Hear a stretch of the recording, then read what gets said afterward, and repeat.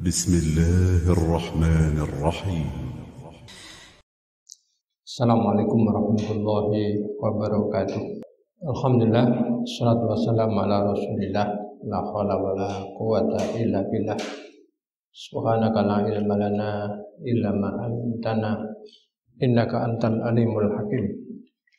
Allahumma inna nas'aluka ilman nafi'ah wa rizqan thayyibah wa amalan mutaqabbalah. Jamaah yang sama-sama dirahmati Allah Subhanahu wa taala. Kita bersyukur pagi ini kita bisa menyempatkan untuk hadir di majelis taklim. Mudah-mudahan Allah Subhanahu wa taala memberkahi kita semuanya. Amin ya rabbal alamin. Dan kita berada di tahun baru 1444 Hijriah. Kajian kita saat ini kajian yang ringan-ringan saja, yaitu terkait dengan masalah dosa. Hingga ada ungkapan menjauhi dosa itu keren, meninggalkan maksiat itu dahsyat, menikmati rahmat itu hebat. Kemudian istighfar harus dibarengi dengan taubat agar ampunan rahmat Allah bisa kita dapat. Oleh sebab itu, mari kita bahas terkait dengan dosa. Pertama, kita sadari bahwa di dalam Islam itu tidak ada dosa warisan seperti yang dipahami oleh saudara-saudara kita yang lain agama, ada dosa warisan. Sekalipun memang Nabi Adam pernah melanggar larangan Allah dan sudah diingatkan oleh Allah, wala taqraba hadhihi syarajallah wa takuna minadh dhalimin. Jangan kamu dekat-dekati pohon ini. Kalau kamu dekati aja, ya, maka kamu termasuk orang-orang yang zalim. Tapi karena fa'azallahu masyaitanu anda, terus setan itu menggodanya, akhirnya tergelincirlah Adam itu, kemudian dia makan buah yang dilarang oleh Allah Subhanahu wa taala itu, dan setelah itu dia menyesal, bertaubat, dan taubatnya diterima oleh Allah, sehingga Adam tidak punya dosa. Rabbana dzalamna anfusana, ya Tuhan kami telah menganiaya diri kami. Lain taghfir lana wa tarhamna lanakunanna minal khasirin. Kalau sekiranya Engkau enggak ngampuni dosa kami, enggak menyayangi kami, ya Allah, kami termasuk orang-orang yang rugi. Jadi kalau orang itu enggak diampuni dosanya oleh Allah, itu kita itu rugi. Itu pernyataannya Nabi Adam, dan itu doa itu kita boleh sampaikan, boleh kita pakai doa itu. Istilahnya doa itu termasuk doa maksur. Doa maksur itu doa yang memang ada di Quran atau doa yang ada di hadis Rasulullah SAW. Doa itu ada yang untuk diri kita, untuk keluarga kita, untuk orang yang lain, banyak ada di Quran itu. Misalkan untuk diri kita kan, Rabbi adkhilni mudkhala sidqin wa akhrijni mukhraja sidqin. Itu kan untuk kita.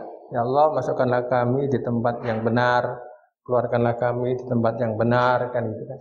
Tapi ada doa itu juga untuk keluarga. Rabbana hablana min azwajina wa dzurriyyatina qurrata a'yun. Untuk keluarga kita. Ya Allah, berikanlah kami pasangan atau keturunan yang baik. Ada doa itu juga untuk orang banyak, dan itu diajarkan Nabi seperti yang termasuk salah satu rukun khutbah itu kan, Allahumma ighfir lil muslimina wal muslimat wal mu'minina wal mu'minat, bahkan al ahya'i minhum al amwat. Ya Allah, ampunilah dosa muslim laki-laki, muslim perempuan, mukmin laki-laki, mukmin perempuan, baik yang sudah meninggal atau yang masih hidup. Nah, jadi tidak ada dalam Islam itu dosa warisan.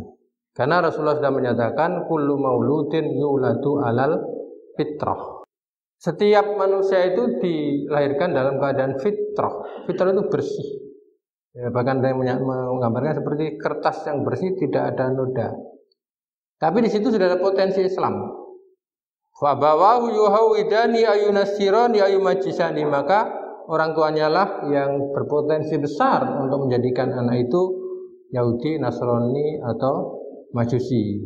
Ya, di situ Islam tidak disebutkan karena memang fitrahnya sudah fitrah Islam. Sebagaimana Allah juga menyatakan bertanya, alastu birabbikum qalu bala syahidna. Allah sudah bertanya, bukankah aku Tuhanmu? Qalu bala, iya kami menyaksikan engkau adalah, itu sudah potensinya, potensi Islam. Nah, dan bahagia karena itu manusia pada dasarnya pasti pernah berbuat dosa. Cuma ada yang maksum, ada yang enggak maksum. Ada yang maksum seperti Rasulullah SAW, itu maksum. Maksumnya terjaga dari dosa. Kalau melakukan dosa langsung diingatkan. Rasulullah SAW kan pernah itu ya, saat kumpul-kumpul dengan sahabat, memberikan fatwa kepada orang-orangnya termasuk bangsawan. Ya.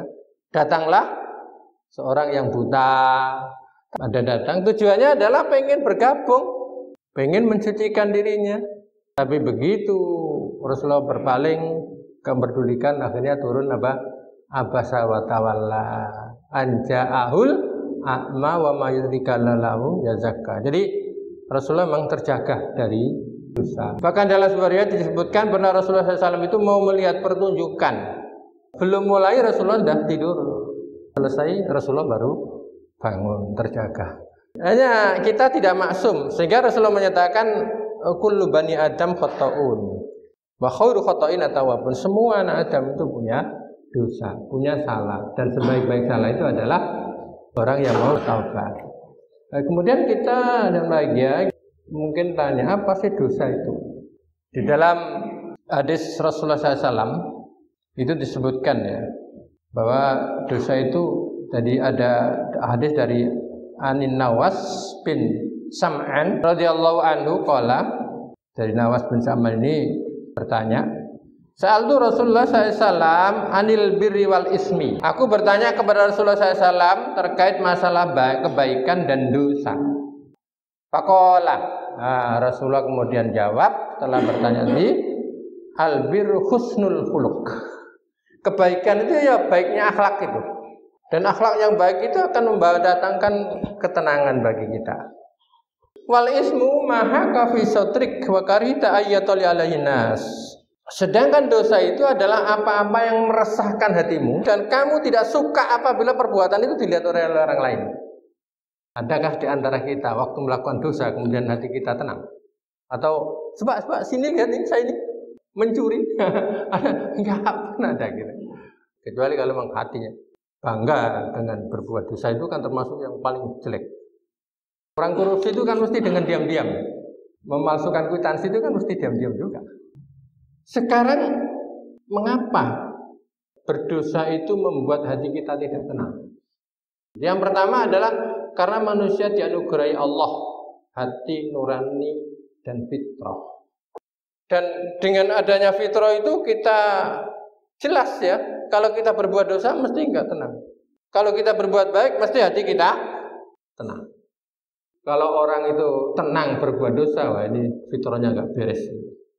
Di antara fungsi hati dan fitrah adalah mampu membedakan baik dan buruk, bainal haq wal batil.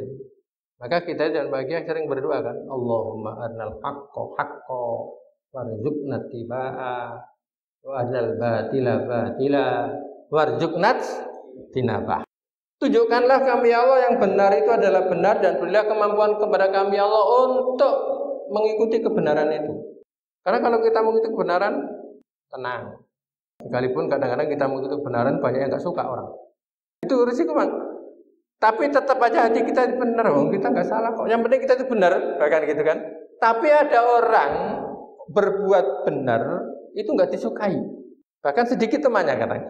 Kemudian warnal batila batila warzuqna tinaba. Ya Allah, tunjukkanlah kepada kami yang benar-benar dan berilah kemampuan kepada kami untuk mengikuti kebenaran itu, dan tunjukkanlah kepada kami ya Allah yang salah itu adalah salah, dan berikan kemampuan kepada kami untuk menjauhi kesalahan itu.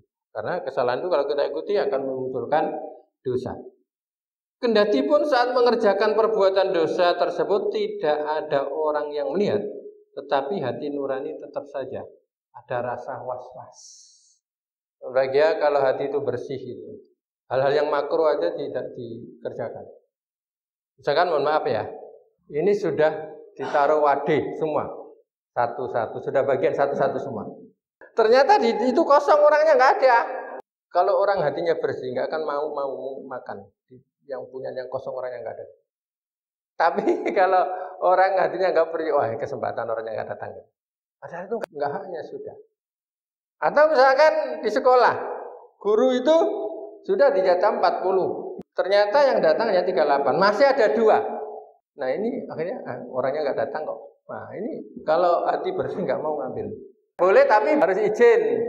Tapi kalau hati kita nggak bersih itu ya sudah nyaman saja itu. Maka ini hal-hal yang seperti itu adalah saya dikategorikan kepada hal yang syubhat. Tadi kamu nggak hadir ya, berarti ada wademu saya makan ya. Ya silakan. Nah itu baru halal. Perlu diketahui ya. Jadi ada hal-hal yang memang harus kita perhatikan terkait dengan masalah-masalah yang kita anggap remeh. Akibat dan bahaya kita itu berbuat dosa itu di dalam hadis Rasulullah SAW menyatakan begini, ada hadis dari Abu Hurairah bahwa Rasulullah SAW pernah bersabda, innal mu'mina, sesungguhnya orang yang beriman, kita semua, idza adnaba kanat nuknatan sauda, kalau berbuat dosa maka ada titik hitam di dalam dirinya, hatinya. Fa in taba wa naza'a wastaghfara syaqula qalbu. Kalau setelah itu dia bertobat, istighfar atau mengerjakan perbuatan-perbuatan yang lain gitu, maka di sini disebutkan syaqula, bersih. Tetapi fa in zada zatat hatta ta'lu qalbu wa dzakaron. Kalau bertambah, nggak mau taubat, bertambah terus. Makanya jangan kita itu meremehkan dosa kecil. Kalau kecil bisa menjadi besar.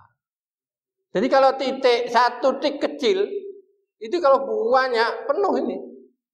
Makanya sering kita beristighfar. Ada yang bedakan antara ghafara dengan afwan. Di saat Aisyah itu bertanya kepada Rasulullah, ya Rasulullah, apa doa orang yang mendapatkan malam Lailatul Qadar? Dan Rasulullah kan, Allahumma innaka afun, ya Allah engkau adalah afun, pengampun. Tuhibbul afwa, cinta kepada ampunan, fa'fu anni, ampunilah aku. Ada kemudian Rabbi firli ya, juga ampunilah aku. Apa bedanya itu? Bedanya itu ghafara itu ampunan, tapi tulisannya itu masih ada. Tapi diampuni. Tapi kalau afun itu betul-betul terhapus, catatannya sudah nggak ada. Jadi kalau ghafara diampuni itu masih ada tulisannya, nanti kita lihat. Tapi sudah Allah ampuni, nggak ada beban lagi siksa. Tapi kalau afun sudah betul-betul dihapus. Jadi dan bahagia kalau kita itu berbuat dosa, kemudian kita istighfar dan diikuti dengan perbuatan baik, akan hilanglah dosa kita itu. Kemudian kalau bertambah terus, wadzakaron allazi zakarallahu fil Quran kalla barrona ala qulubihim ma kanu yaksibun. Kalau bertambah terus, itulah yang disebut dengan ron. Surat Al-Qiyamah itu. Karena terus ditambah. Nah, kita tidak mau seperti itu. Nah, oleh sebab itu dan bahagia, kita berharap, kita muhasabah itu kan sebenarnya tidak hanya di tahun baru saja. Enggak salah, kita bermuhasabah karena ini kita tahun baru Hijriah 1444. Tapi sebenarnya kita muhasabah itu di setiap kita mau tidur itu kita muhasabah diri kita, bagus, evaluasi diri. Kenapa kalau kita bermuhasabah? Pertama, kita itu kadang lalai. Kan alhaakumut takatsur. Bahkan hatta zurtumul maqabir. Telah melaikan kamu berlebih-lebihan, berbanyak-banyakan. Ya bisa berbanyak-banyakan harta, bisa berbanyak-banyakan anak, itu bisa melaikan. Sehingga Allah menyatakan ya ayyuhalladzina amanu la tulikum amwalukum wala auladukum an dzikrillah. Wa may yaf'al dzalika fa ulaika humul fasiqun. Orang beriman, janganlah harta-hartamu dan anak-anakmu itu bisa meninggalkan kamu untuk ingat kepada Allah. Barang siapa yang berbuat begitu, maka termasuk orang-orang yang rugi. Yang kedua, kenapa kita itu kok bermuhasabah? Ya karena memang muhasabah itu kita diperintah oleh Allah. Ya ayyuhalladzina amanu taqullaha wal tandur nafsum ma qaddamat lighad wattaqullaha innallaha khabirum bima ta'malun. Jadi, orang beriman, takutlah kamu kepada Allah dan hendaklah seorang itu melihat bekal apa, persiapan apa yang akan dibawa untuk ligot, untuk yang kan datang besok hari itu apa. Kemudian Umar juga berpesan, hasibu anfusakum qabla an tuhasabu. Hitung dirimu sebelum dihitung oleh evaluasi diri kita. Itu tidak hanya di saat setiap tahun baru. Makanya dia mau tidur kan gitu. Dia mau tidur, ya Allah seharian ini kami ada beramal soleh, kiranya Kau terima ya Allah amal soleh itu. Dan sehari ini ya Allah kami tentunya banyak dosa yang kami lakukan, maka ampunilah dosa kami ya Allah. Dan ya Allah kalau sekiranya Engkau beri kesempatan untuk hidup besok, maka jadikan umur ini menjadi umur yang tambah mendekatkan diri kepadamu. Itu muhasabah. Sholatlah kamu selama masih bisa sholat di belakang imam. Sebelum kamu disolati di depan imam, kan gitu kan ada istilah gitu ya. Dia sudah meninggal. Nah, kemudian dan bahagia dengan dosa-dosa ini Allah Subhanahu Wa Taala banyak memberikan kesempatan alternatif kepada kita untuk supaya dosa kita itu terhapus. Bisa harian, bisa mingguan, tahunan bisa. Coba kalau misalkan harian dengan sholat. Rasulullah menyatakan kepada sahabat, tidak enak kumpul dengan para sahabat.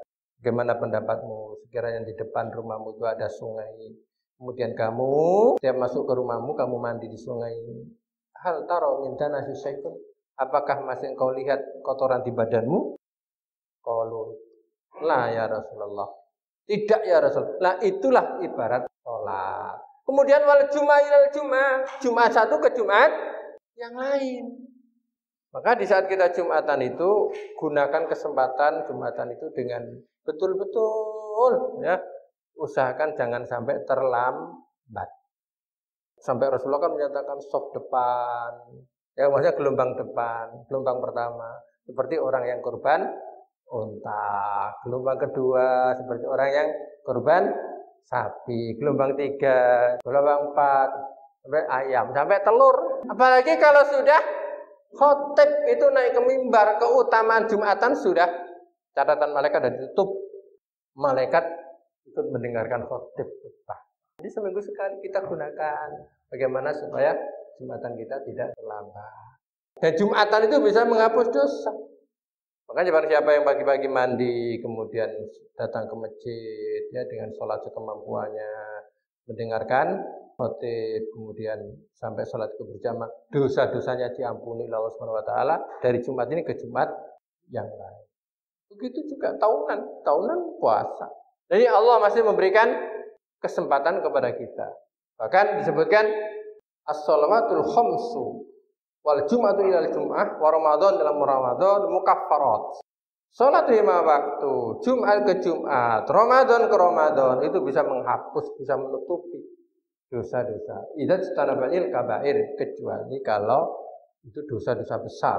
Dosa besar harus taubatan nasuha. Lah, jangan bahagia, inilah yang bisa disampaikan. Nah, mudah-mudahan ada manfaatnya bagi kita semuanya dan kita berharap mudah-mudahan dosa kita diampuni oleh Allah Subhanahu Wa Taala. Amin ya rabbal alamin.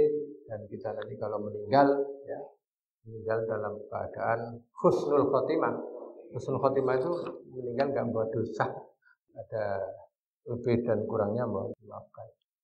Wabillahi taufiq wal hidayah. Assalamualaikum warahmatullahi wabarakatuh.